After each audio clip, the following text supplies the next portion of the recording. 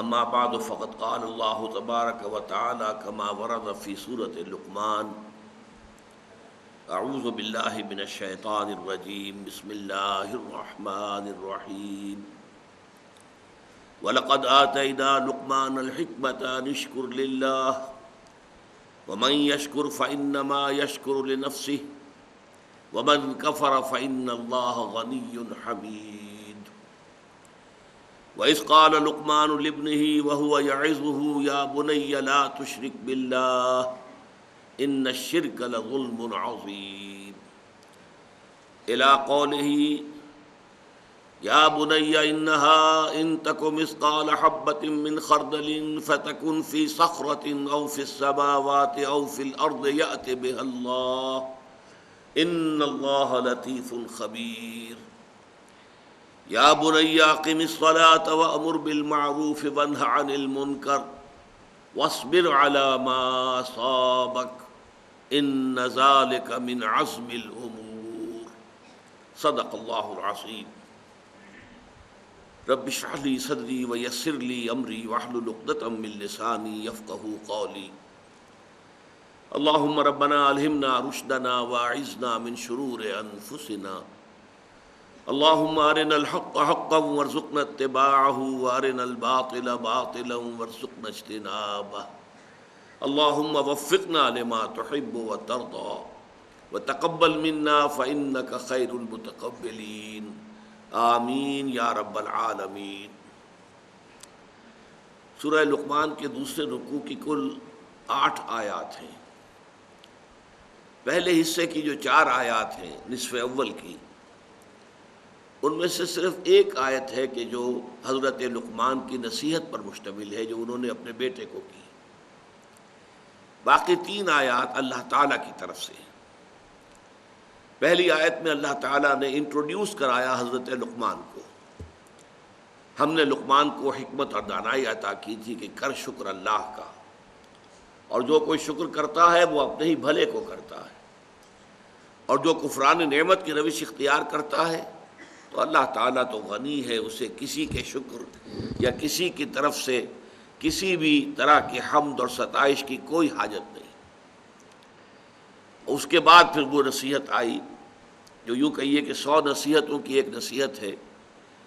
وَإِذْ قَالَ لُقْمَانُ لِابْنِهِ وَهُوَ يَعِظُهُ يَا بُنَيَّ لَا تُشْرِكْ بِاللَّهِ، اور یاد کرو جب کہ کہا تھا لقمان نے اپنے بیٹے سے جب کہ وہ اس سے نصیحت کر رہے تھے، اور یہ نصیحت جیسا کہ میں عرض کر چکا ہوں ان کے انتقال کے وقت کی ہے، وصیت کے انداز میں۔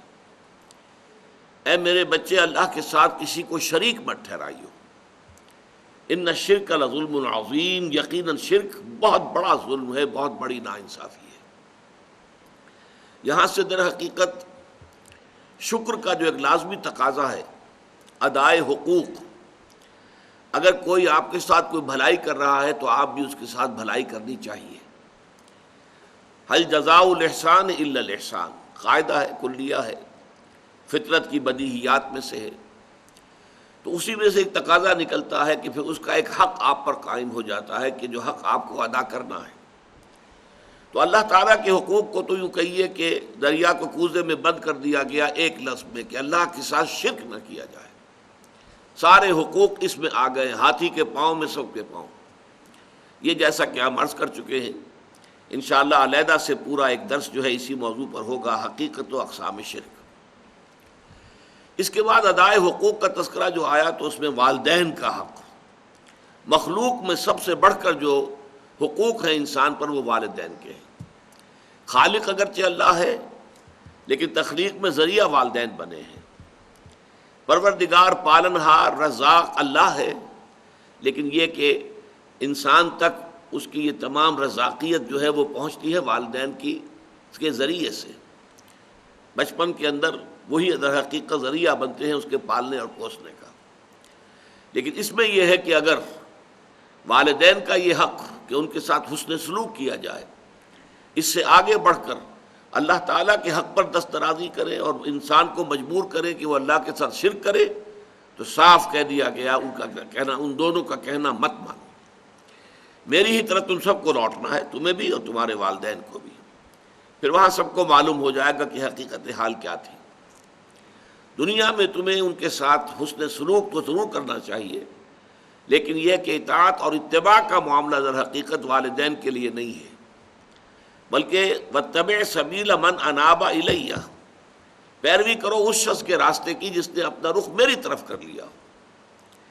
لہذا اس میں ہے در حقیقت دوسری ہدایت کے جو سامنے آ گئی۔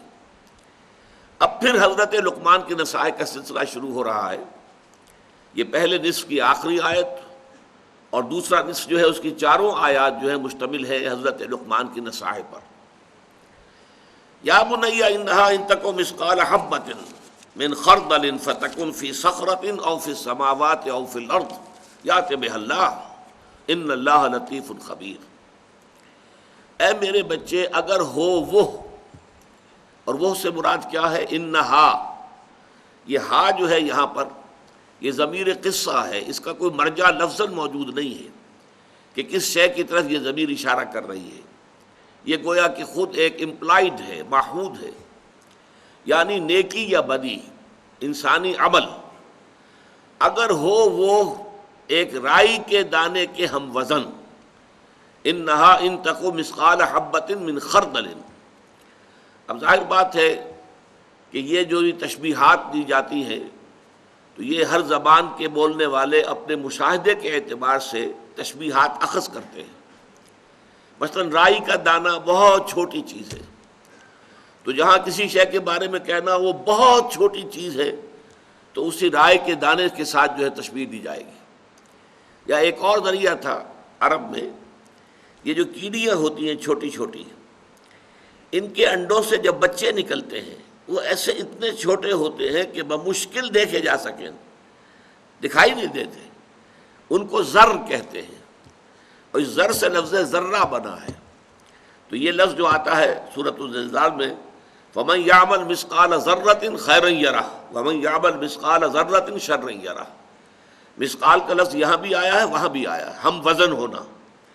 تو اگر نیکی یا بدی ذرے کے ہم وزن ہو یا رائی کے دانے کے ہم وزن ہو، فَتَكُنْ فِي صَخْرَةٍ، پھر خواہ وہ کسی چٹان میں ہو، کسی پہاڑ کی کوہ میں داخل ہو کر وہ عمل کیا گیا ہو، او فی السماوات، یا وہ آسمانوں میں ہو، فضا کی پہنائیوں میں یا خلا کی وسعتوں میں کہیں وہ عمل کیا گیا ہو، او فی الارض، یا زمین میں سرنگ لگا کر کئی گہرائی میں جا کر وہ کام کیا گیا ہو، یأت بہ اللہ، اللہ اسے لے آئے گا۔ لے آئے گا سے مراد کیا ہے؟ یعنی اللہ تعالیٰ اس کی جزا یا سزا دے گا، اس کا حساب کتاب ہوگا۔ اعمال انسانی جو ہے وہ ضائع ہونے والی شے نہیں۔ اب یہ دوسرا مسئلہ ہے حکمت کا جو یہاں زیر بحث آ رہا ہے۔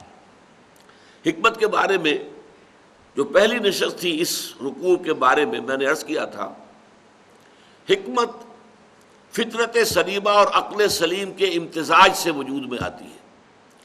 فطرت اپنی سلامتی پر برقرار ہو، کج نہ ہو گئی ہو، ٹیڑھی نہ ہو گئی ہو، پرورٹڈ نہ ہو گئی ہو، مسخ نہ ہو گئی ہو، اور عقل وہ بھی صحیح سمت میں سفر کر رہی ہو، عقل سلیم ہو، اس پر خواہشات کے پردے نہ پڑ گئے ہوں، شہوات نے کوئی پٹی نہ باندھ دی ہو، تعصب کی پٹی نہ بندھ گئی ہو، تو اب یہ فطرت سلیمہ اور عقل سلیم مل کر حکمت تک رسائی حاصل کریں گی۔ اب میں نے عرض کیا تھا کہ فطرت کا تقاضا کیا ہے؟ جذبہ شکر، تشکر، کہ اگر آپ کے ساتھ کوئی بھلائی کرے تو آپ کے دل میں اس کے لیے خاص قسم کا تشکر و امتنان کا جذبہ پیدا ہونا چاہیے۔ یہ فطرت ہے۔ نہیں ہوتا ہے تو اس کا مطلب ہے فطرت مسخ ہو گئی، فطرت کے سوتے خشک ہو گئے۔ آپ کو معلوم ہے کہ کنویں کے اندر پانی کے سوتے آتے ہیں، ادھر ادھر سے پانی آتا ہے، لیکن یہ کہ اگر سوتے ہی خشک ہو گئے ہوں تو پانی کہاں سے نکالیں گے آپ؟ تو فطرت کے سوتے خشک ہو گئے ہوں تو آدمی بے حس ہو جائے گا، ناشکرا ہوگا، اسے احساس ہی نہیں ہوگا کہ کسی نے اس کے ساتھ کوئی بھلائی کی ہے۔ فطرت اگر ہے تو شکر کا جذبہ لازماً پیدا ہوگا۔ اب عقل کا کام کیا ہے؟ وہ اپنے محسن حقیقی کو پہچانے، میرا اصل منعم کون ہے، اصل محسن کون ہے، میرا خالق کون ہے، میرا رب کون ہے۔ جیسے جیسے میں عرض کر چکا ہوں کہ انسان کے ذہن کا ارتقاء ہوتا ہے، اس کے شعور کا دائرہ وسیع ہوتا ہے، ابتدا میں وہ سمجھتا ہے میرے والدین ہی سب کچھ ہے، وہی پالتے پوستے ہیں، وہی میری تکلیف پر خود تڑپ اٹھتے ہیں، وہی میری ہر ضرورت پوری کرنے کے لیے ہر وقت تیار ہوتے ہیں، وہی مجھے ہر خطرے سے بچانے کے لیے ہر وقت جو ہے آمادہ ہوتے ہیں۔ لہذا وہ جذبہ تشکر صرف ان کی ذات تک جو ہے وہ مرکوز ہوتا ہے۔ پھر جیسے جیسے شعور کا دائرہ وسیع ہوتا ہے، کنبہ، قبیلہ، خاندان، ملک، قوم، پھر یہ پوری کائنات، یہ ہوائیں جو چل رہی ہیں اور یہ سورج کی جو تمازت اور حرارت ہے، ان سب سے جو ہے ہماری فصلیں پکتی ہیں، بارشیں ہوتی ہیں۔ گویا کہ یہ ربوبیت کا ہمارا سب سے بڑا ذریعہ یہ ہے۔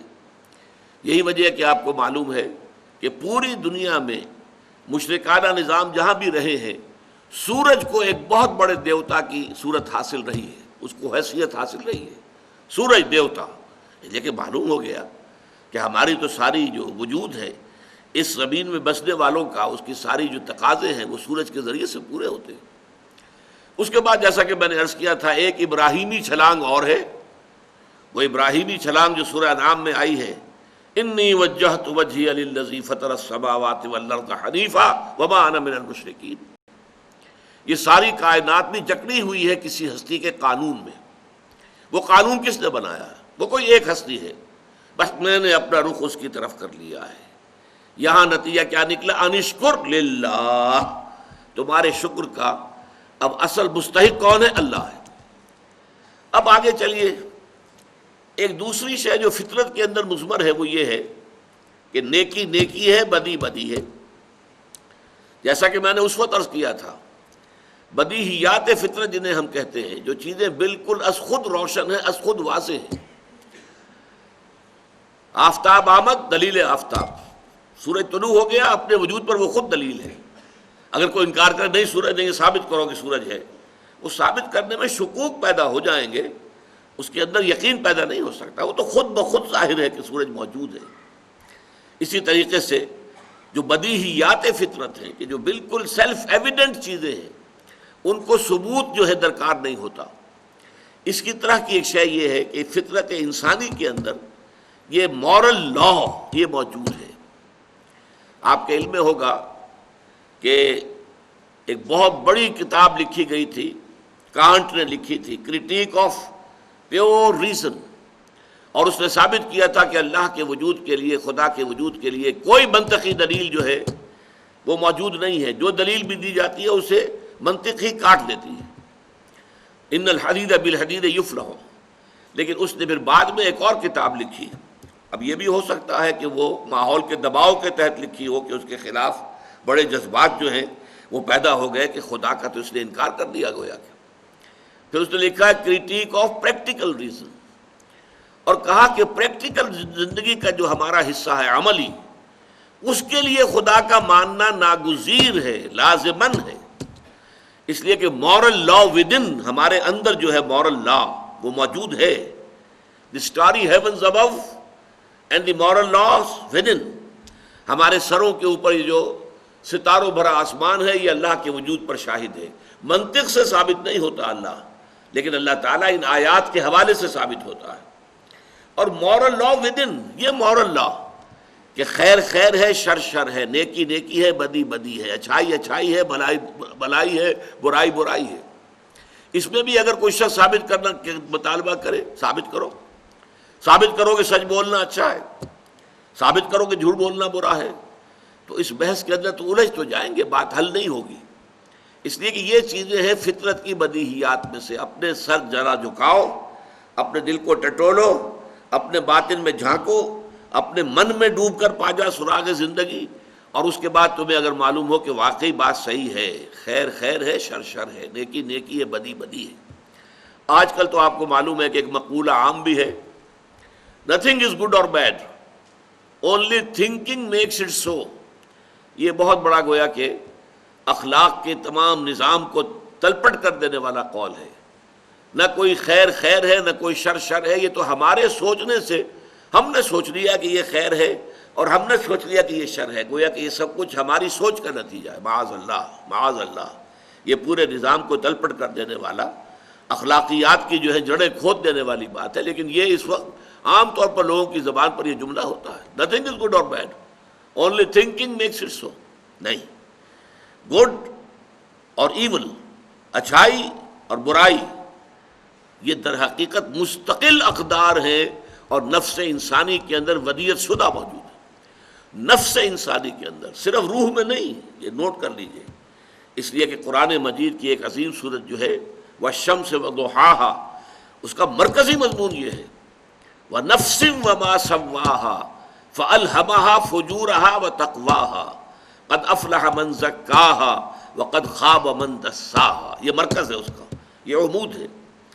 شاہد ہے وہ نفس، یا قسم ہے اس نفس کی، اور جو اللہ نے اس کو بنایا، سنوارا، تسویہ کیا، اسے درست کیا، نک سکھ سے درست کیا، اور پھر اس میں الہامی طور پر فجور اور تقوی کا علم کہ یہ بات اچھی ہے، یہ بری ہے، یہ تقوی کی بات ہے اور یہ فجور اور فسوق کی بات ہے. یہ ہم نے الہامی طور پر ودیعت کر دیا ہے. اچھا، پہلی بات تو یہ ہو گئی، یہ تو ہے فطرت کی بات. اب عقل کی بات آتی ہے اس میں. عقل جو ہے وہ یہ دیکھتی ہے اس کائنات کے اندر اپنے مشاہدے کی بنیاد پر، اس پوری کائنات میں کوئی شے بیکار، بے مقصد، بے نتیجہ نہیں ہے. گھاس کے ایک تنکوں کے بھی آپ نہیں کہہ سکتے کہ یہ بیکار ہے. ہر شے کا اپنا ایک فنکشن ہے. یہ کیڑیاں جو ہیں یہ بھی کوئی فنکشن جو ہے وہ پورا کر رہی ہیں. ہر شے، ہر مخلوق، چھوٹی بڑی، ہر شے کا کوئی نہ کوئی جو ہے نتیجہ ہے، نتیجہ خیز ہے. کار عبث یہاں نہیں ہے. ربنا ما خلقت ھذا باطلا، پروردگار تو نے یہ سب کچھ بیکار پیدا نہیں کیا ہے. افحسبتم انما خلقناکم عبثا وانکم الینا لا ترجعون، کیا تم نے سمجھا کہ ہم نے تمہیں عبث پیدا کیا، بیکار پیدا کیا؟ نہیں. جب کائنات میں کوئی شے بیکار نہیں تو یہ نیکی اور بدی کا جو سلسلہ ہمارے اندر موجود ہے، اس کا نتیجہ ہمیں اس دنیا میں نکلتا نظر نہیں آتا. نیکوکاروں کے لیے بس اوقات تکالیف ہیں، مصائب ہیں، مشکلات ہیں. سچ بولیے، ہو سکتا ہے کہ آپ کو جیل جانا پڑے، اور جھوٹ بولیں تو آپ جیل جانے سے بچ سکتے ہیں. آپ اگر کوئی کلمہ خیر کہتے ہیں، ہو سکتا ہے ریزنٹمنٹ ہو، شدید جو ہے آپ کے خلاف رد عمل آئے. اگر کسی کو کسی بات پر ٹوک دیتے ہیں، غلط بات پر، تو پھر تو یہ ہے کہ اپنی عزت بچا کر وہاں سے جانا شاید مشکل ہو جائے. اور دنیا کے اندر جن کے کوئی اسکروپلز نہیں ہے، کوئی اصول نہیں ہے، کوئی اسکروپلز نہیں ہے، کوئی اصول نہیں ہے، بلکہ یہ کہ داؤ جو لگ جائے، جس وقت لگ جائے، جس طور سے لگ جائے، داؤ لگاؤ. حلال حرام، غلط صحیح، جائز ناجائز، اس سے کوئی بحث نہیں. وہ عیش کر رہے ہیں، دندناتے پھر رہے ہیں. ان کی آج کل عزت بھی ہے. جانتے بھی ہیں کہ ان صاحب کے پاس جو رقم آئی ہے یہ سب کی سب اسمگلنگ کی ہے، یا ان کے پاس جو دولت نظر آ رہی ہے یہ سب ہیروئن کی ٹریڈ کی ہے. لیکن پھر بھی عزت انہی کی ہے، سلام انہی کو کیا جاتا ہے. نیکوکاروں کے لیے یہاں پر 2 وقت کی سوکھی روٹی مشکل ہے. لہذا معلوم ہوا کہ اس اعتبار سے، مورل لا کے اعتبار سے یہ دنیا نامکمل ہے. فزیکل لا کے اعتبار سے یہ مکمل ہے. آپ سنکھیا کھائیں گے، مر جائیں گے. لیکن آپ کسی یتیم کا مال ہڑپ کر جائیں گے، کچھ بھی نہیں ہوگا. معلوم ہوا مورل لا یہاں افیکٹو نہیں ہے، نتیجہ خیز نہیں ہے، اس کے نتائج نہیں نکل رہے. حالانکہ عقل کا تقاضا یہ ہے کہ گندم از گندم بے رویت، جو سے جو، گندم سے گندم پیدا ہونی چاہیے، جو سے جو پیدا ہونی چاہیے. یہ کیسے ہو گیا کہ بھلوں کے لیے تکالیف اور مصائب، مصیبتیں، اور جو کسی بھی اخلاقی اصول کے پابند نہیں، ان کے لیے عیش آرام، ان کے لیے دنیا میں عزت، وقار، سربلندی. یہ کیوں ہے؟ یہ کیسے ہے ایسا؟ واقعہ یہی ہے. لہذا کوئی اور دنیا ہونی چاہیے جس میں اس مورل لا کے تقاضے پورے ہوں. یہ ہے وہ سارا فطرت اور منطق کا اور عقل کا ارتباط جس سے معاد کا تصور ابھرتا ہے کہ یہ دنیا جو ہے فزیکل لاز کے اعتبار سے مکمل ہے، نتیجہ خیز ہے. فزیکل لاز، آپ انگارہ رکھیے اپنی زبان پر، زبان جل جائے گی. آپ نے جھوٹ بولا، جھوٹی قسم کھائی، زبان پہ چھالا تک نہیں نکلے گا. پھر وہی بات میں دہرا رہا ہوں، فزیکل لاز کے اعتبار سے دنیا مکمل، اس کے نتائج ظاہر ہو جاتے ہیں. لیکن مورل لاز کے اعتبار سے نامکمل. لہذا کوئی اور عالم ایسا ہونا چاہیے کہ وہ اللہ کہ جو عادل ہے، قائما بالقسط ہے، جو انصاف کرنے والا ہے، وہ در حقیقت پھر ہر ایک کو جو اس کا حق ہے حق بحقدار رسید والا معاملہ کرے، نیکوکاروں کو وہاں پر بدلہ ملے، ان کے لیے خلعتیں ہیں اور ان کو جنتوں کے اندر رکھا جائے. لیکن یہاں پر آپ دیکھیں گے، نوٹ کیجئے، چونکہ میں نے یہ بیان کیا تھا کہ حضرت لقمان نہ نبی تھے نہ نبی کے پیروکار تھے، لہذا یہاں پر معاد کا جو بنیادی فلسفہ ہے وہ تو آ گیا ہے، لیکن معاد کے ضمن میں بعث بعد الموت، حشر و نشر، حساب اعمال، پل صراط، جنت اور دوزخ، اس کا کوئی ذکر نہیں، اس لیے کہ یہ چیزیں وہ ہیں جو نبوت کے ذریعے معلوم ہوتی ہیں. یہ صرف عقل سے معلوم نہیں ہو سکتی.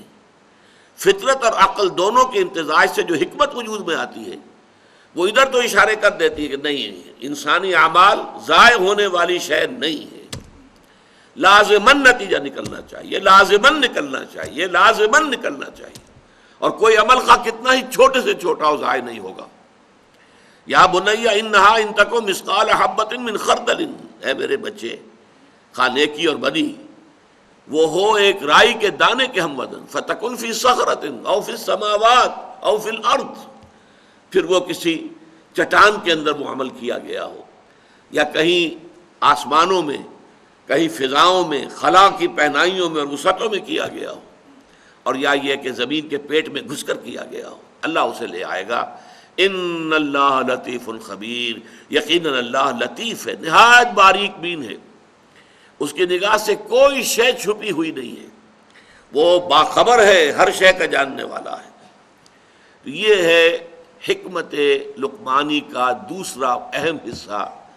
پہلا انشکر للہ، اور اللہ تعالیٰ کی شکر کا تقاضا کیا ہے؟ لا تشرک باللہ، اللہ کے ساتھ شرک مت کرنا، ان الشرک لظلم عظیم. وہ بھی فطرت انسانی اور عقل سلیم، ان دو کے امتزاج سے وجود میں آنے والے نتائج تھے. اسی طرح اب یہ معاد کا اجمالی تصور، یہ تفصیلی نقشہ نہیں ہے، جیسا کہ میں نے بارہا آپ کو سنایا حضور کا ایک خطبہ. اب حضور ایک نبی کی حیثیت سے خطبہ دے رہے ہیں. واللہ لتموتن کما تنامون ثم لتبعثن کما تستيقظون ثم لتحسبن بما تعملون ثم لتجزون بالاحسان احسانا وبالسوء سوءا وانها لجنۃ ابدا او لنار ابدا. خدا کی قسم تم سب پر موت طاری ہو جائے گی جیسے کہ روزانہ رات کو سو جاتے ہو، اور پھر تم سب ایک روز اٹھا لیے جاؤ گے جیسے کہ روزانہ صبح کو بیدار ہو جاتے ہو. پھر تمہارا حساب کیا جائے گا، محاسبہ ہوگا تمہارے اعمال کا جو کچھ کہ تم کر رہے ہو، اور اس کے بعد تمہیں بدلہ ملے گا.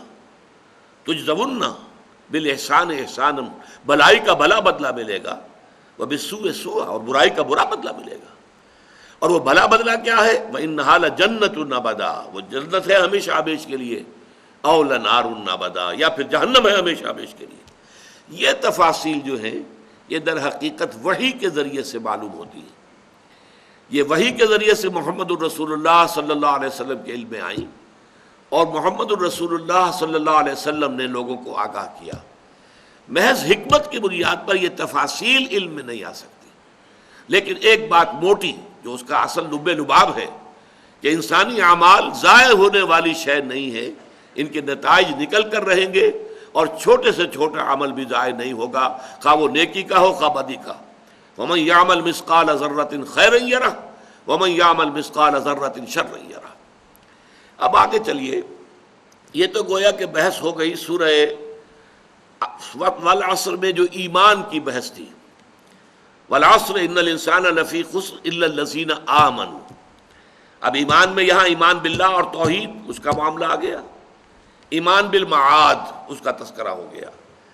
ایمان بالملائکہ، ایمان بالکتب، ایمان بالرسل اور انبیاء، اس کا یہاں تذکرہ نہیں ہوگا، اس لیے کہ یہ نبی ہے ہی نہیں، بلکہ یہ تو ایک حکیم انسان ہے، دانا انسان ہے، اپنی فطرت سلیمہ کی رہنمائی میں عقل سلیم سے کام لے کر ان بنیادی حقائق تک پہنچے.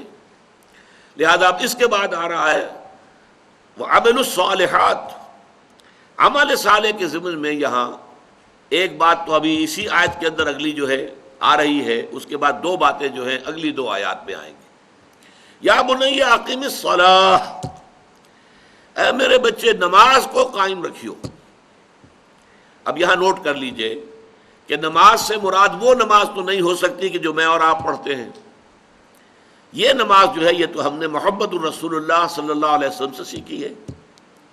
آپ سے پہلے حضرت موسیٰ علیہ السلام کی شریعت میں نماز کی کیا شکل تھی ہمیں پورے طور پر معلوم بھی نہیں ہے۔ ظاہر بات ہے یہ نہیں تھی کہ جو ہمیں عطا ہوئی ہے۔ صلو کما رأیتمونی اصلی، لوگوں نماز پڑھا کرو جیسا کہ مجھے دیکھتے ہو میں نماز پڑھتا ہوں۔ تو ہمارے لیے تو نماز یہ 5 نمازیں ہیں، یا کوئی اور اگر نفلی نمازیں پڑھنا چاہیں تو 2 یا 3 اور ہیں۔ لیکن یہ کہ صلاۃ کا اصل مفہوم کیا ہوگا یہاں پر، اس میں ہمیں لغت کی طرف جانا پڑے گا۔ صلاۃ لغت کے اعتبار سے 2 بنیادی مفہوم میں پر حاوی ہے یہ لفظ۔ ایک ایقاد النار، آگ جلانا، حرارت پیدا کرنا، اسی سے لفظ بنا ہے اصطلاح توئے کے ساتھ۔ ویسے باب افتعال ہے لیکن صاد کی مناسبت سے تا جو ہے وہ طا میں بدل گیا ہے، اصطلاح تاپنا۔ یہ آپ کو معلوم ہے کہ سورۃ النمل میں بھی اور سورۃ القصص میں بھی آیا ہے کہ حضرت موسیٰ علیہ السلام جب واپس آ رہے تھے مدین سے مصر کی طرف، تو راستے میں آپ نے دیکھا کہ آگ ہے کہیں نظر آ رہی ہے، اور وہ رات بڑی سرد تھی بہت اور تاریکی تھی، اور وہ کہیں بھٹک بھی گئے تھے، راستہ بھول گئے تھے۔ تو انہوں نے اپنے اہل خانہ سے کہا، اہلیہ بھی تھی، 4 بچے بھی ساتھ تھے، ان کو لے کر جا رہے تھے واپس، کہ آپ یہاں رکیے، مجھے آگ نظر آئی ہے، انی آنست نارا لعلی آتوکم بہا بخبر او قبس، ہو سکتا ہے کہ میں تمہارے لیے وہاں سے کوئی انگارہ لے آؤں، کوئی چنگاری لے آؤں، لعلکم تسطلون، تاکہ تم تاپ سکو، حرارت حاصل کر سکو۔ تو ایقاد النار، آگ جلانا تاکہ حرارت حاصل کی جا سکے، گرمی حاصل کی جا سکے، یہ ایک بنیادی مفہوم ہے صلاح کا۔ دوسرا مفہوم ہے جس پر کہ اجماع ہے اہل لغت کا، کہ صلاح کا لفظ آتا ہے دعا کے لیے، دعا اور مناجات اور تبریک اور تمجید۔ ان دونوں میں رشتہ کیا ہے کہ دعا کے ذریعے سے، اس لیے کہ صلاۃ ہماری جو ہے اس میں آپ کو معلوم ہے کہ اصل اس کا مرکزی جو جز ہے، بلکہ کئی جزء لا يلفق ہے، وہ سورہ فاتحہ ہے۔ وہ کیا ہے؟ دعا ہے۔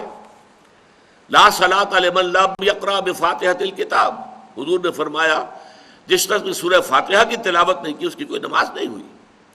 یہ دوسرا مسئلہ ہے اختلافی، کہ جب آپ امام کے پیچھے نماز پڑھ رہے ہیں تو آیا آپ کو بھی پڑھنی چاہیے یا نہیں سورہ فاتحہ، یا امام کی قرأت ہی وہ آپ کے لیے بھی کفایت کر جائے گی؟ اس میں مختلف آراء ہیں، لیکن وہ ہمارا اس وقت کا موضوع نہیں ہے۔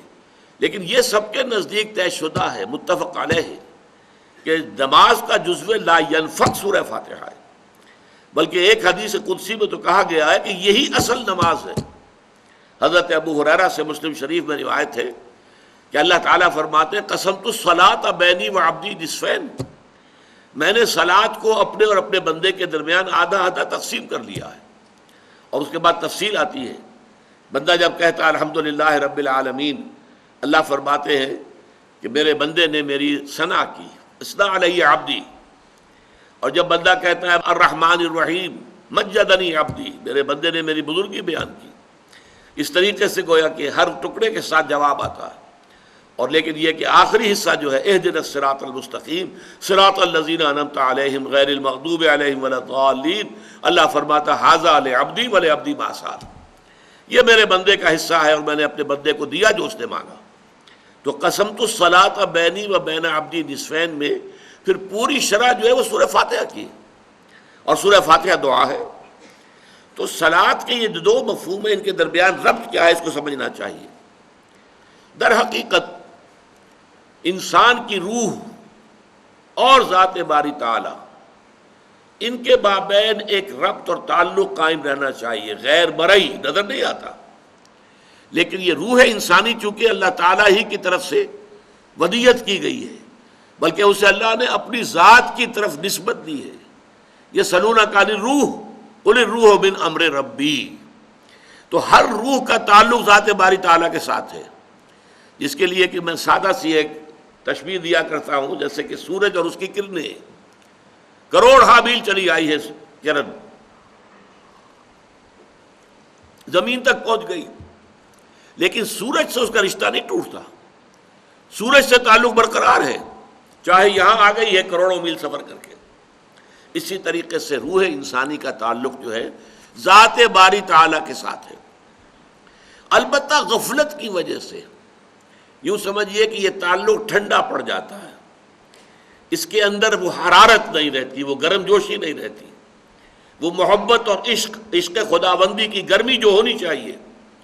شاد باد ہے عشق خوش سودائے ماں، اے طبیب جملہ علت ہائے ماں۔ یہ مولانا روم فرما رہے ہیں کہ میرے تو تمام بیماریوں کا جو اصل طبیب ہے، معالج ہے، وہ عشق خداوندی، اللہ کی محبت۔ اور علامہ اقبال نے بھی بہت خوب کہا ہے کہ عقل و دل و نگاہ کا مرشد اولی ہے عشق، عشق نہ ہو تو شرع و دین بت کدے تصورات۔ یہ تمام جو ہے روح جو ہے وہ اللہ کی محبت ہے، جس کو کہا گیا ہے کہ والذین آمنوا اشد حبا للہ، وہ لوگ جو واقعتاً صاحب ایمان ہوتے ہیں وہ شدید ترین محبت کرتے ہیں اللہ تعالیٰ کی ذات کے ساتھ۔ یہ محبت کا رشتہ جب تک استوار نہ ہو، یہ اس میں حرارت موجود نہ ہو، تو چاہے انسان نماز بھی پڑھ رہا ہے، سب کچھ کر رہا ہے، لیکن یہ رسومات بن کر رہ جاتی۔ نماز و روزہ و قربانی و حج یہ سب باقی ہے، تو باقی نہیں ہے۔ اندر سے وہ شے نکل گئی، عشق کی تیغ جگردار اڑا لی کس نے؟ یہ اندر سے جب وہ عشق کی تیغ نکل گئی تو جیسا کہ کہا اقبال ہی نے کہ شوق اگر تیرا نہ ہو میری نماز کا امام، میرا قیام بھی حجاب میرا سجود بھی حجاب۔ ہو تو رہی ہے اٹھک بیٹھک، مشقت ہو رہی ہے، لیکن وہ شوق، وہ محبت، وہ اللہ تعالیٰ کی ذات کے ساتھ انس وہ اگر نہیں ہے تو ٹھیک ہے، ثواب تو ملے گا۔ آپ نے محنت کی ہے، آپ نے وقت نکالا ہے، آپ نے اس کے لیے جو ہے اپنی مصروفیات کو پیچھے ڈال کر اور آپ نے نماز کے لیے حاضری دی ہے، مسجد میں آئے تو ثواب ملے گا، لیکن وہ نماز کی اصل روح نہیں ہے۔ تو یہاں جو کہہ رہے ہیں حضرت لقمان اپنے بیٹے سے کہ اللہ کو پہچان لینا کافی نہیں ہے، اللہ کے ساتھ ایک مسلسل، اب جس کے لیے میں لفظ استعمال کر رہا ہوں ہاٹ لائن جو آج کل استعمال ہوتی ہے، جب تک ایک ہاٹ لائن برقرار نہیں رہے گی، اسی لیے وہ حرارت کے لیے لفظ آیا صلاۃ۔ صلاۃ وہ ہے در حقیقت جو اپنی روح کے اعتبار سے بندے اور رب کے درمیان ایک ہاٹ لائن کا یعنی ایک کام کرنے والی شے ہے۔ اسی لیے فرمایا گیا صلاۃ و معراج المومنین، یہ نماز جو ہے اہل ایمان کے لیے معراج کے حق میں ہے، معراج کے درجے میں ہے۔ معراج میں مکالمہ ہوا تھا اور یہی مکالمہ نماز میں ہوتا ہے، میں ابھی آپ کو سنا چکا ہوں۔ بندہ کہتا ہے الحمدللہ رب العالمین، اللہ فرماتا ہے حمدنی عبدی، میرے بندے نے میری حمد کی۔ بندہ کہتا ہے الرحمن الرحیم، اللہ فرماتے مجدنی عبدی، میرے بندے نے میری بزرگی بیان کی۔ بندہ کہتا ہے مالک یوم الدین، اللہ فرماتے اثنا علی عبدی، میرے بندے نے میری ثنا کی۔ پھر بندہ کہتا ہے ایاک نعبد و ایاک نستعین، تو اللہ فرماتا ھذا ما بینی و بین عبدی، یہ ایک معاہدہ ہے میرے اور میرے بندے کے درمیان، بھلے عبدی ما سال، بندہ کہہ رہا ہے میں تیری ہی بندگی کروں گا اور کرتا رہوں گا، اور میں تجھ ہی سے مدد مانگتا ہوں اور مانگتا رہوں گا۔ اللہ فرماتا ہے یہ میرے اور اس کے درمیان اب عہد ہے، ھذا ما بینی و بین عبدی، یہ میرے اور میرے بندے کے مابین ایک عہد ہے، قول و قرار ہے، ایک معاہدہ ہے، ایک میثاق ہے، بھلے عبدی ما سال، اور میں اپنے بندے کو دوں گا، اور یا میں نے دیا اپنے بندے کو جو کچھ کہ اس نے مانگا ہے۔ تو یہ مکالمہ چل رہا ہے، افلاک سے آتا ہے نالوں کا جواب آخر، کرتے ہیں خطاب آخر، اٹھتے ہیں حجاب آخر۔ یہ انسان بسا اوقات نماز میں، اور خاص طور پر تنہائی کی نماز باجماعت میں یہ کیفیت بہت کم جو ہے انسان کو حاصل ہو سکتی ہے۔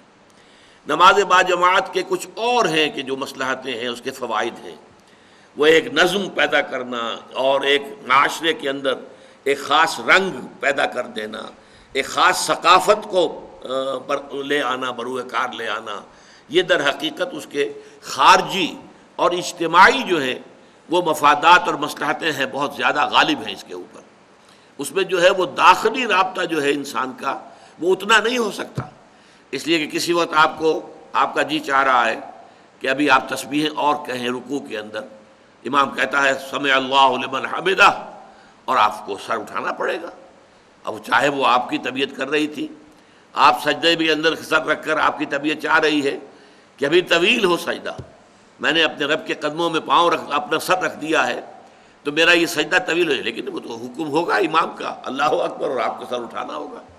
تو وہاں ڈسپلن، نظم، اجتماعیت، تنظیم، معاشرے کی ایک ثقافت، ایک خاص رنگ، یہ اس کی برکات اجتماعی جو ہیں وہ زیادہ پیش نظر ہیں باجماعت نماز میں اور فرض نماز میں۔ یہ جو چیزیں جو میں گنوا رہا ہوں یہ نفلی نمازوں میں ہوتی ہیں، انفرادی، انسان اکیلا ہو، تنہا ہو، اور کوئی اس کے آگے پیچھے موجود نہ ہو، دائیں بائیں موجود نہ ہو، کوئی دیکھنے والا نہ ہو، اس وقت جو ہوتا ہے براہ راست اللہ تعالیٰ کے ساتھ۔ اسی لیے ضمن میں تہجد کی نماز جو ہے اصل اہمیت اس کی ہے کہ اس وقت انسان جو ہے، انسان کے اور اللہ کے درمیان پھر کوئی چیز وہ جو ہے حائل نہیں ہے، کوئی درمیان میں جو ہے حارج نہیں ہے، بلکہ یہ کہ براہ راست جیسا کہ سورہ مزمل میں فرمایا ان ناشئۃ اللیل ہی اشد وطئا واقوم قیلا، جو بات کہی جاتی ہے وہ سیدھی جاتی ہے، سیدھا کلام جاتا ہے۔ تو یا بنی اقم الصلاۃ وامر بالمعروف وانہی عن المنکر، اس میں ایک نقطہ اور سمجھ لیجئے کہ ایک ہے لفظ مسلین، قرآن مجید میں یہ صرف ایک جگہ پر مقام مدح میں آیا ہے، لیکن اکثر جگہوں پر جو ہے یہ ذم میں آتا ہے۔ فویل للمصلین الذین هم عن صلاتهم ساہون، تو ہلاکت اور بربادی اور تباہی ہے ان نمازیوں کے لیے کہ جو اپنی نمازوں سے غافل ہیں۔ اب یہ غفلت دونوں طرح کی ہے، ایک تو یہ کہ آپ اس کی پابندی نہیں کر رہے، آپ بر وقت ادا نہیں کر رہے، آپ کی زندگی کا وہ در حقیقت دھرا نہیں بنا ہے کہ اسی کے گرد زندگی گھوم رہی ہو، نماز باجماعت کا ادا نہیں کر رہے۔ ایک یہ کہ نماز پڑھتے ہوئے آپ اس سے غافل ہیں، نماز پڑھ رہے ہیں لیکن دل جو ہے کہیں اور ہے، ذہن میں کچھ اور حساب کتاب چل رہا ہے، کوئی اور چیزیں ہیں، کوئی اور خیالات ہیں جن کا تاتا بدا ہوا ہے۔ تو فویل للمصلین الذین هم عن صلاتهم ساہون، لیکن یہ جو اقامت الصلاۃ ہے، اقیم الصلاۃ، نماز قائم کرو، یہ در حقیقت اس سے بہت زیادہ اس کے اندر بلاغت ہے، بہت مفہوم اس کے اندر، یہ پورا نظام اس کا قائم رکھو۔ یہ گویا کہ ہماری زندگی کی، اور اس وقت واقعتاً جو لوگ نماز کا کسی درجے میں بھی حق ادا کرتے ہیں، ان کا پورا جو 24 گھنٹے کا نظام ہے وہ نمازوں کے کے حوالے سے ان کا سارا جو نظم الاوقات ہے وہ بنتا ہے۔ کسی کو وقت دینا ہے ملاقات کے لیے تو فلاں نماز کے بعد، کہیں جانا ہے تو فلاں نماز کے بعد، اس لیے کہ ایسا نہ ہو کہ وہ نماز جو ہے باجماعت اس میں کوئی خلل واقع ہو جائے۔ لیکن یہ ہوتا ہے کب؟ جبکہ اس کی پوری پابندی کی جا رہی ہے۔ تو یہ ہے اقامت الصلاۃ، نماز قائم کرنا۔ امام راغب نے ایک روایت نقل کی ہے لیکن حوالہ نہیں دیا ہے، ان المصلین کثیر والمقیمین لہا قلیل، نماز پڑھنے والے تو بڑی تعداد میں ہیں لیکن نماز کو قائم رکھنے والے، قائم کرنے والے بہت کم تعداد میں ہیں۔ تو نماز پڑھنا اور ہے اور نماز کا قائم رکھنا اور ہے۔ تو یا بنی اقم الصلاۃ وامر بالمعروف وانہی عن المنکر، نیکی کا حکم دو، بدی سے روکو۔ اب یہ امر بالمعروف اور نہی عن المنکر ایک نئی اصطلاح ہے جس سے کہ ہم اس وقت جو ہے متعارف ہو رہے ہیں۔ سورۃ العصر میں کیا آیا تھا؟ وَتَوَاصَوْا بِالْحَقِّ، إِلَّا الَّذِينَ آمَنُوا وَعَمِلُوا الصَّالِحَاتِ کے بعد وَتَوَاصَوْا بِالْحَقِّ، وہ حق کی باہم ایک دوسرے کو وصیت کریں، تاکید کریں، حق کا بول بالا کریں، حق کی پرچار کریں، حق کو عام کریں، حق کو پھیلائیں۔ یہاں اس کے لیے اب ایک اصطلاح آ گئی ہے، اور اس لیے میں عرض کر رہا ہوں یہ قرآن مجید کی اہم اصطلاحات میں سے، اس لیے کہ یہ لفظ جو ہے قرآن مجید میں 10 مرتبہ جوڑے کی شکل میں آیا۔ یہ جوڑا ہے، امر بالمعروف نہی عن المنکر، یہ دونوں ساتھ جڑے ہوئے۔ اس لیے کہ ہمارے ہاں بعض لوگ ایسے بھی ہیں کہ جنہیں ایک خیال ہو گیا ہے، غلط یہ لاحق ہو گیا ہے کہ لوگوں پر خام خواہ ان کے غلط کاموں پر تنقید کرنے کا، ٹوکنے کا کوئی فائدہ نہیں ہے، اس سے وہ آپ سے متنفر ہو جائیں گے، پھر وہ آپ کی بات بھی نہیں سنیں گے۔ اس سے بہتر یہ کہ بس بھلائی کی تلقین کرتے رہو، کرتے رہو، کرتے رہو، کرتے رہو، بھلائی کی طرف آئیں گے تو خود بخود برائیاں چھٹ جائیں گی، ختم ہو جائیں گی۔ لیکن یہ فلسفہ بنیادی طور پر حکمت خداوندی کے خلاف ہے۔ اگر ایسا ہی ہوتا تو قرآن مجید میں 10 مرتبہ یہ اصطلاح جوڑے کی شکل میں نہ آتی، 10 مرتبہ۔ اس لیے میں زور دے کر کہہ رہا ہوں کہ اس کو اچھی طرح سمجھیے کہ یہ اصطلاح ہے، نیکی کا حکم دینا، بدی سے روکنا۔ اب یہاں بھی وہ فطرت کی بات آ جائے گی تیسرے درجے میں۔ یہاں نیکی کا لفظ نہیں آیا، معروف کا لفظ آیا ہے۔ معروف کسے کہتے ہیں؟ فطرت کے نزدیک پہچانی ہوئی شے، فطرت جسے پہچانتی ہے کہ یہ اچھی ہے۔ معرفت کے معنی پہچان ہے، فطرت کے اندر جو ہے یہ معرفت اور یہ پہچان، یہ ودیعت شدہ ہے۔ فطرت سرٹیفائی کرتی ہے کہ ہاں یہ کام اچھا ہے، اور فطرت جو ہے وہ فیصلہ کرتی ہے کہ نہیں یہ برا ہے، اس سے اباح کرتی ہے فطرت۔ برائی سے فطرت انسانی جو ہے اگر وہ اپنی صحت پر برقرار ہے، پھر میں عرض کروں گا جو ہے بار بار دہراتا ہوں، فطرتیں مسخ بھی ہو جاتی ہیں۔ غلط کام کرتے کرتے کرتے کرتے کرتے فطرت مسخ ہو جاتی ہے، روح مر جاتی ہے۔ جیسے کہ حضور نے فرمایا مثال دے کر کہ اگر ایک شخص کوئی برا کام کرتا ہے تو اس کے دل کے اوپر ایک سیاہ داغ پڑ جاتا ہے۔ اب اگر وہ توبہ کرتا ہے تو داغ دھل جائے گا، لیکن نہیں کرتا، پھر کرتا ہے برا کام، پھر ایک داغ اور پڑ جائے گا، پھر کرتا ہے پھر داغ، پھر کرتا ہے پھر داغ، ہوتے ہوتے پورا دل سیاہ ہو جاتا ہے۔ اور پھر آپ نے اپنی مٹھی بند کر کے یوں دکھایا، پھر دل اس طرح بند ہو جاتا ہے، یعنی اب اس میں کوئی خیر داخل نہیں ہو سکتا۔ اور اسی پر پھر ہوتا ہے جیسے تھیلی کو بند کرنے کے بعد مہر لگائی جاتی ہے، خط کو بند کرنے کے بعد اس کے اوپر مہر لگائی جاتی ہے، ایسے ہی ختم اللہ علی قلوبہم وعلی سمعہم وعلی ابصارہم غشاوہ، اس کے بعد دلوں کے اوپر مہر کر دی جاتی ہے۔ تو یہ کیفیت جو ہے یہ ہے فطرت کے مسخ ہو جانے کا وہ مرحلہ کہ جس میں اب فطرت مسخ ہو گئی، ضمیر مر گیا، روح مردہ ہو گئی۔ لیکن اس سے پہلے پہلے جب تک کہ ضمیر زندہ ہے، روح میں ابھی زندگی ہے، اے دل زندہ تو نہ مر جائے، مجھے یہ ڈر ہے دل زندہ تو نہ مر جائے، کہ زندگانی عبارت ہے تیرے جینے سے۔ تو دل جب تک زندہ ہے اور جب تک کہ انسان کا ضمیر جو ہے وہ برقرار ہے تو وہ پہچانتا ہے کہ ہاں یہ اچھی شے ہے۔ اس پہچان کے لفظ کو معروف، پہچانی شے، جانی پہچانی شے۔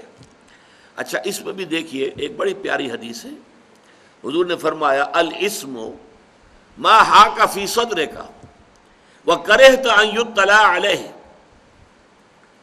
گناہ یہ ہے کہ جس پر تمہارے دل میں خلجان پیدا ہو جائے کہ یہ میں نے کیا کر دیا، یہ تو مجھے نہیں کرنا چاہیے تھا۔ ما حاک فی صدرک، تمہارے دل کا اطمینان جو ہے وہ منتشر ہو جائے، اس میں بے چینی پیدا ہو جائے، خلجان پیدا ہو جائے۔ وَكَرِهْتَ أَن يُطَّلَعَ عَلَيْهِ، اور تم اسے ناپسند کرو کہ لوگوں کے علم میں آئے کہ اس نے یہ کام کیا ہے۔ اب یہ گویا کہ دونوں اعتبارات سے، انفرادی سطح پر بھی فطرت انسانی جو ہے وہی طے کرے گی کہ کیا اچھائی ہے کیا برائی ہے۔ جو اس کی جانی پہچانی شے ہے وہ معروف ہے، اور جو جس سے وہ اباح کرتی ہے، جس سے انکار کرتی ہے، نہیں یہ ٹھیک کام نہیں ہے، برا کام ہے، وہ منکر ہے۔ اور اجتماعی سطح پر بھی ایک معاشرہ جو صحیح بنیادوں پر استوار ہو چکا ہو، اس معاشرے میں آپ کو یہ شکل نظر آئے گی کہ معاشرے کے اندر نیکی کا ایک تصور قائم ہوگا، اور آپ نہیں چاہیں گے اگر آپ سے کوئی حرکت سرزد ہو گئی ہے تو آپ چاہیں گے لوگوں کی نگاہ میں نہ آئے، کیونکہ لوگوں کا فیصلہ بحیثیت مجموعی درست ہوگا اس کے بارے میں۔ تو گویا کہ یہ ووٹ آف کانفیڈنس ہے in the human nature as well as human society. انسانی معاشرہ بھی صحیح حکم لگاتا ہے، خیر کو خیر اور شر کو شر کہتا ہے۔